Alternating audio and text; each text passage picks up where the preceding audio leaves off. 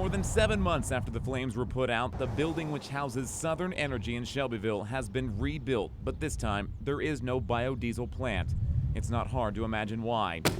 This 400-page report details all the problems with the previous biodiesel plant and first-hand accounts of what led up to the explosion. Well, that other tank's full. Names have been redacted, but we know the man injured is Michael DeNovo, a chemist who was working to offload a delivery of 5,000 gallons of methanol. An interview with DeNovo says he had gone inside when he discovered a leak on one of the reactors. The explosion happened right after that. The Tennessee Division of Occupational Safety and Health was brought in to investigate Southern Energy's relatively new plant. Even before the explosion last November, there were questions about the plant's operations and how it was able to be in a commercially zoned building.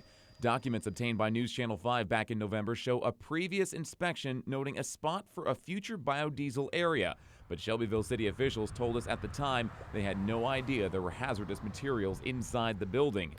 Now, this state report lists more than a dozen serious violations committed by the company, including using PVC pipe to move methanol into the biodiesel reactor instead of metal piping. The company had outdated diagrams or none at all for how fuel flowed through the equipment, and there were no clear instructions for how to conduct an emergency shutdown of the plant or even a normal shutdown. The scathing report goes on to say the, quote, existence of obvious hazards indicate a minimal focus on hazard correction. That would include not fixing equipment when it broke. The report says a mixing tank for methanol and sodium hydroxide had to be manually stirred with the lid open because, quote, the motor on the mixing tank quit working and electrical service to the motor was removed. Also, no employee at the site knew if the use of PVC piping was acceptable for use in moving flammable liquids. And most pointedly, there was no documentation the equipment complied with recognized and generally accepted good engineering practices.